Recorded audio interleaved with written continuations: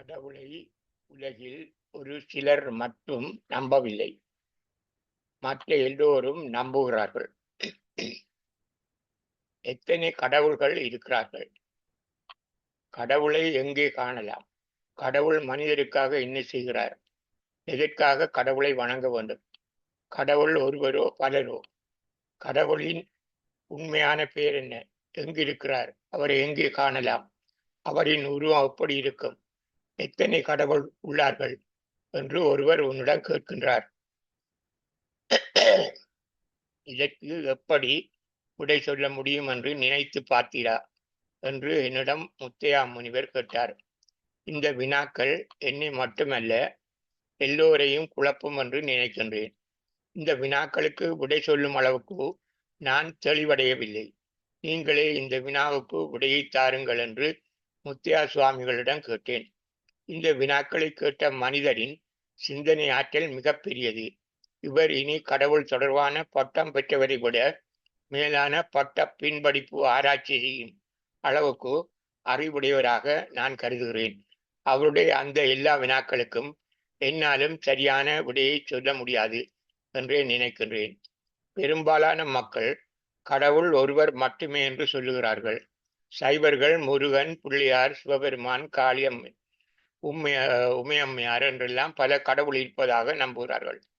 இஸ்லாமியர்கள் அல்லாஹ் என்று ஒருவரே கடவுள் என்று சொல்லுகிறார்கள். மெய்ஞானிகள் எல்லா மனிதர்களும் கடவுளர்களே என்று சொல்லுகிறார்கள். இன்னும் சிலர் கடவுள்கள் உலகில் அவதார புருஷர்களாக பிறக்கிறார்கள், அப்படி பிறந்த எல்லோரும் கடவுளர்களே என்று சொல்லுகிறார்கள். கடவுளை கண்களால் காண முடியாதெனவும் சிலர் சொல்லுகிறார்கள். இன்னும் சிலர் மற்றவர் கண்ணுக்கு புலப்படாத கடவுளை நான் ஞானக்கொண்டு பார்க்கிறேன் என்று சொல்லுகிறார்கள். சிலர் வானம்தான் கடவுள் என்கிறார்கள். மற்றும் சிலர் பூமாதேவிதான் கடவுள் என்கிறார்கள். இன்னும் சிலர் அண்ட சராசரங்களையும் ஆக்குகிறவரே கடவுள் என்கிறார்கள். இன்னும் சிலர் எல்லாவற்றையும் ஆக்குகிறவரும் கடவுளே, அழிக்கின்றவரும் கடவுளே என்கிறார்கள். எல்லோரையும் காக்கின்றவரும் கடவுள் என்கிறார்கள். சிலர் தூணிலும் இருக்கிறார், துரும்பிலும் இருக்கிறார், உலகம் அங்கு நிறைந்திருக்கிறார் என்கிறார்கள். இன்னும் சிலர் நல்லெண்ணமே கடவுள் என்கிறார்கள். இன்னும் சிலர் கடவுளை தவிர வேறு உண்மையான நீதவான் எவரும் இல்லை என்கிறார்கள். இன்னும் சிலர் நல்லதை மட்டுமே செய்கின்றவர்களை கடவுள் என்கிறார்கள். இன்னும் சிலர் மனிதன் அனுபவிக்கும் இன்பம் துன்பம் இரண்டுக்கும் கடவுள்தான் காரணம் என்கிறார்கள். இவ்வாறு பலரும் பலவிதமாக கடவுளை பற்றி சொல்லி இருக்கும் போது எனக்கும் இந்த வினாக்களுக்கு விடை சொல்லுவதில் பெரும் குழப்பமாகவே இருக்கிறது. நல்லெண்ணம் கொண்டு நல்லதை செய்கின்றவர் எத்தனை பேர் இருக்கிறார்களோ அவர்கள் அத்தனை பேரும் கடவுள்தான். அவர்கள் இதற்கு முன்னரே பிறந்து வாழ்ந்தவர்களாகவும் இருக்கலாம், இப்போது இருப்பவர்களாகவும் இருக்கலாம், கடவுள் கண்ணுக்கு தெரியாத மறைபொருளாகவும் இருக்கலாம் என்று என் அறிவு சொல்லுகிறது. அற்புதமான சில நிகழ்வுகள் நடக்கின்றன. அதனை யார் செய்தார் என்று சொல்ல முடிவதில்லை. அதனை கடவுள்தான் நடத்தினார் என்று ஒரு சிலர் திடமாக கூறுகிறார்கள். இதனால் கடவுளை கண்ணுக்கு புலப்படாத சக்தி என்பது அவர்கள் கருத்து. நானும் அதனையே சொல்லுகிறேன். கடவுள் இல்லை என்ற கருத்தை தவிர்ந்த மற்ற எல்லா கருத்துகளும் உண்மையானவைகளே, ஒன்றும் பொய் இல்லை. ஒவ்வொருவரும் தன் அனுபவத்தில் உணர்ந்ததையே கடவுள் என்று ஏற்றுக்கொள்கிறார்கள். ஆனால் கடவுள் என்று ஒன்று இருக்கிறது என்பது மட்டும்தான் எல்லோரும் ஏற்றுக்கொள்கின்ற உண்மை. நல்லெண்ணம் கொண்டு நல்லதை செய்கின்றவர் எத்தனை பேர் இருக்கிறார்களோ அவர்கள் அத்தனை பேரும் கடவுள்தான். அவர்கள் இதற்கு முன்னர் பிறந்து இறந்தவர்களாகவும் இருக்கலாம், இப்போது இருப்பவர்களாகவும் இருக்கலாம், கண்களுக்கு தெரியாத மறைபொருளாகவும் இருக்கலாம் என்றுதான் என் அறிவு சொல்லுகிறது. எல்லோரும் நானும் நல்லெண்ணம் கொண்டு நல்ல செயல்களை செய்கிறவர்களையே கடவுள் என்று ஏற்றுக்கொண்டுள்ளோம். எவராலும் முடியாததை நிகழ்த்தியவரும் நடக்க முடியாது என்பதை நடத்தியவரும் கடவுள் என்று ஏற்றுக்கொள்கின்றோம். கடவுள் நல்லவர் மட்டுமல்ல, வல்லவர் என்பதையும் எல்லோரும் ஏற்றுக்கொண்டுள்ளோம். கடவுள் என்ன பெயர் கொண்டு அழைக்கப்படுகிறார்களோ அதுதான் அவர்களுடைய பெயர்கள். அவர்கள் எங்கு இருக்கிறார்களோ அங்கு போய் அவரை பார்க்கலாம். மனிதர்களுக்கு நல்லதை செய்கின்றவர்கள் என்ன வடிவத்தில் இருக்கிறார்களோ அதுதான் கடவுளின் வடிவம். ஒருவருக்கு அவர் மனிதராக தோன்றலாம், சிலருக்கு செத்த ஒரு மனிதனின் படமாக தோன்றலாம், மற்றொருவருக்கு சிலையாக தோன்றலாம். நல்லதை செய்வது சூரியனாகவும் இருக்கலாம், மழையாகவும் இருக்கலாம். சூரியன் ஒரு ஒழுங்குமுறையில் சீராக வருகின்றது, மழை அதற்கு விருப்பமான நேரம் வருகிறது. சூரியனையும் மழையையும் வருகின்ற போது கண்டுகொள்ளலாம். மற்ற கடவுள்களை இருக்கிற இடத்தில் போய் கண்டுகொள்ளலாம். கோயில்களுக்கு போய் சிலை வடிவில் கடவுளை காணலாம். உடல் என்னும் கோயிலுக்குள் இருக்கும் கடவுளை ஞானக்கண் கொண்டு காணலாம். நல்லதை மட்டும் செய்கின்ற கடவுள் உங்கள் அருகிலும் இருக்கலாம், தூரத்திலும் இருக்கலாம், தூணிலும் இருக்கலாம். ஒரு சந்தர்ப்பத்தில் நல்லதை செய்யலாம், துரும்பும் நல்லதை செய்யலாம். நீ மற்றொருவருக்கு நல்லது செய்தால் அவ்விடத்தில் அவர் உன்னை கடவுள் வடிவாக காணுவார். ஒரு விபத்தில் நீர் மட்டும் தப்புகிறீர் என்றால் உனக்கு நல்லது செய்தவரை நீ கடவுள் என சொல்லுகிறாய். உன்னை காப்பாற்றியவரை பார்க்கவும் முடியும், பார்க்க முடியாதவராகவும் இருக்க முடியும். உன் நண்பனாகவும் இருக்கலாம். நீ எதிரி என நினைத்து கொண்டிருந்த உன் எதிரியாகவும் இருக்கலாம். நீர் நல்லவனாக இருக்க உன் வாழ்க்கை எப்போதும் நல்லதாகவே அமைகிறது என்றால் அதற்கு உன் நல்லெண்ணமும் நல்ல செயல்களும் உனக்கு உதவிய கடவுளாகின்றன. உனக்கு நல்லது செய்தவர்களின் நன்றியை மறக்காதே. அவர்கள்தான் உன் கடவுள். நீயும் நல்லெண்ணத்துடன் நீர் அவர்களுக்கு கடவுளாகுவீர். நல்லெண்ணத்துடன் நல்லதே செய், நீர் அவர்களுக்கு கடவுளாகுவீர்கள். உனக்கு நல்லதை மட்டும் செய்தவர்கள் உங்கள் அருகிலும் இருக்கலாம், அவர்கள் உங்களால் கண்டுகொள்ள முடியாத தூரத்திலும் இருக்கலாம். ஆனால் நன்றி மறக்காதே, அவர்களுக்கும் நன்றி சொல். அவர்களும் உன் கடவுள்களே. ஒரு சிறிய பிள்ளை கடவுள் அங்கே இருக்கிறார், அவர் பெயர் என்ன என்று கேட்டிருந்தால் அவரை உன் வீட்டில் பார்க்கலாம் என்று சொல். உனக்கு நல்லவற்றை மட்டுமே செய்கின்றவர் உன் அம்மா தான். உன் கடவுள் அவர்தான். உன் கடவுள் அந்த கடவுள் பெயரை உன் அம்மாவிடமே கேட்டுப்பார். அந்த கடவுளின் உருவம் மனித வடிவில் பெண் என்று சொல்லி புரிந்து கொள்ள செய். உன் அம்மா உனக்கு நல்லதை மட்டும் செய்கின்ற அளவுக்கு மற்றவர்கள் செய்கிறார்களா? அதனால் தான் அம்மாவை கடவுள் என சொல்லுகிறார்கள். அதே பிள்ளை அங்கே ஒரு படத்துக்கு பூ வைத்து அழகுபடுத்துகிறார்களே, அது யார் என்று அந்த பிள்ளை கேட்கலாம். அது உன் அம்மாவுக்கு நல்லதை மட்டும் செய்த உன் அம்மாவின் அம்மா. அவர் இப்போது இல்லை, செத்து விட்டார். அவருக்கு நன்றி செலுத்துவதற்காக உன் அம்மா உன் பாட்டியை நினைத்து நன்றி சொல்லுகிறார் என்று சொல்லி புரிய வைக்கலாம். இது தவிர வீட்டுக்குள்ளே ஒரு 10 படத்தை வைத்து அவற்றுக்கு பூ வைத்து அழகுபடுத்தி விளக்கு வைத்து ஊதுபத்தி கொளுத்தி வீட்டில் உள்ள எல்லாரும் வணங்குகிறார்களே, அவர்கள் யார் என்று அந்த பிள்ளை கேட்கலாம். உன் அம்மா உனக்கு மட்டும் நல்லதை செய்தார். உன் பாட்டி உன் அம்மாவுக்கு நல்லதை மட்டும் செய்தார். அதுபோல உலகத்தில் உள்ள எல்லா மக்களுக்கும் நல்லதை மட்டும் செய்தவர்களே இந்த படத்தில் இருக்கிறார்கள். அதனால் ஒவ்வொரு வீட்டிலும் இந்த படங்கள் இருப்பதை பார்க்க முடிகின்றது. உன் பாட்டியின் படம் உங்களுடைய வீட்டில் மட்டும்தான் இருக்கிறது. இவர்களுடைய படங்கள் உங்களுடைய வீட்டிலும் எல்லோருடைய வீட்டிலும் உள்ளன. அவர்களுடைய படங்களுக்கு உங்கள் வீட்டிலும் எல்லோருடைய வீட்டிலும் மலர் வைத்து அழகுபடுத்தி ஒளியூட்டி ஊதுபத்தி கொளுத்தி எல்லா வீட்டிலும் அவர்களுக்கு நன்றி சொல்லி வணங்குகிறார்கள்.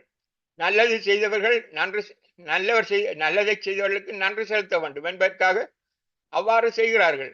அவ்வாறு நீரும் எதிர்காலத்தில் எல்லோருக்கும் நல்லதை செய்யும் நல்லவராக வந்தால் உன்னையும் உயிரோடு இருக்கும் போது மட்டுமல்ல, நீ செத்த பின்பும் உன் படத்தை அவ்வாறு வைத்து வணங்குவார்கள்.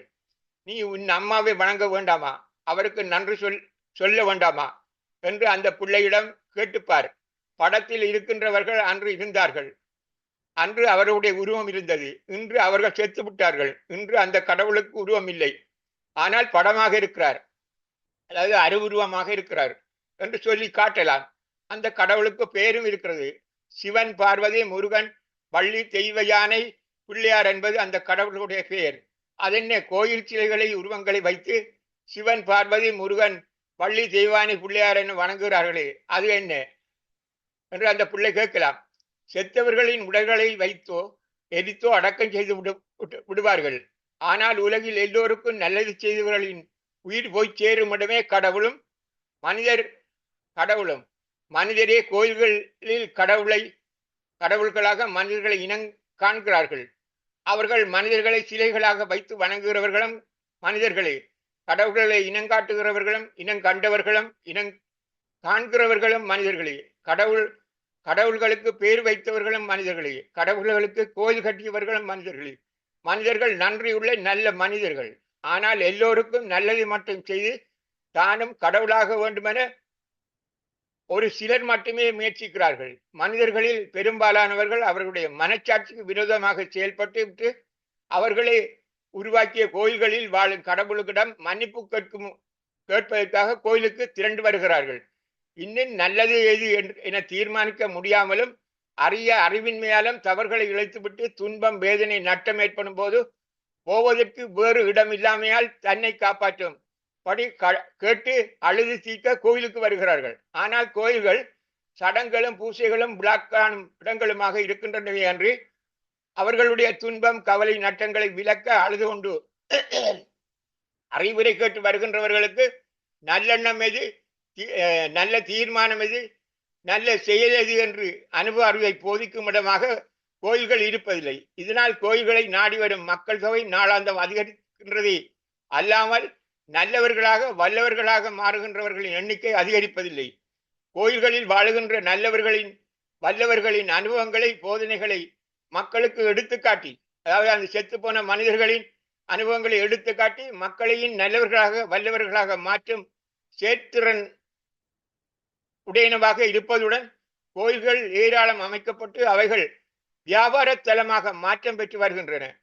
சில கோயில்களுக்குள் செல்வதற்கு பல இடங்களில் டிக்கெட்டும் எடுக்க வேண்டும். கடவுளிடம் உன் கோரிக்கைகளை சொல்ல லஞ்சமும் கொடுக்க வேண்டும்.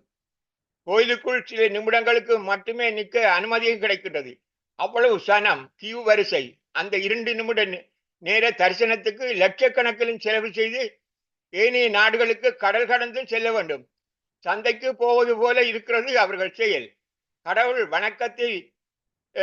வணக்கத்துக்கு போவது போல் இருப்பதில்லை. அவர்களுடைய செயல் வரும்போது சில சாமான்களை வாங்கி கொண்டு வந்து லாபம் சம்பாதிக்கின்ற சந்தைகள் போல இருக்கின்றன.